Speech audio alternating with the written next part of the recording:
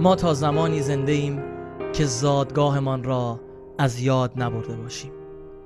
چطور می شود این سقف‌های سفالی نارنجی، آن سرف‌های آجری رویده کنار پیرنشین‌ها یا سرخوش دویدن‌های کودکانه در خانه باغ‌هایمان را فراموش کرده باشیم؟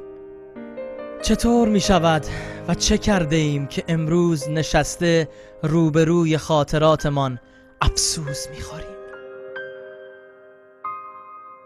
یادم هست آن قدیم ها گوشمان را روی ریل قطار می گذاشتیم تا در شوق و هیجان آمدنش برای نوآمدگان دست تکان دهیم.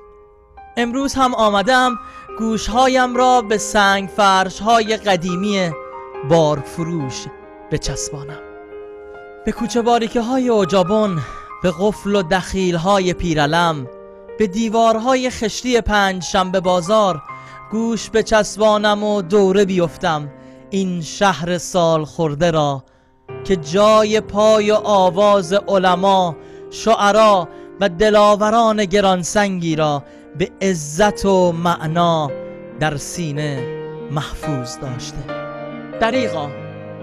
دریغا که ما هماره دیر زادگاهمان را در میابیم.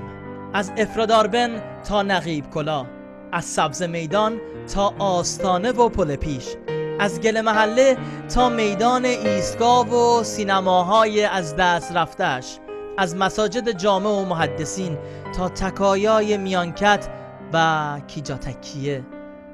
اگر گوش به در و دیوار چسباندی و صدایی شنیدی، همه صدای مهرطلبی درختان نارنج ماست که دشوار اما رعنا هنوز با شهر درآمیخته. دل بستند به باز شدن پنجره های عروسی خانه پدری. گوشهایت را به خاک زیر پایت، به خواستگاهت بچسبان. خواهد گفت که تو از آن اویی و به تو مهر می‌ورزد. دوستم، همشهری و هم نشینم، تو را برای تجلیل از خودت به بهار نارنج قسم می‌دهم با او، با زادگاهت مهربان باش.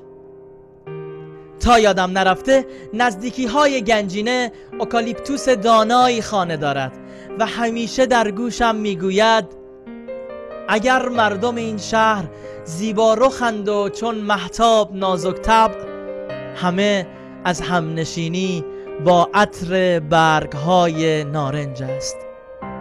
همه از همنشینی با عطر برگ های نارنج است.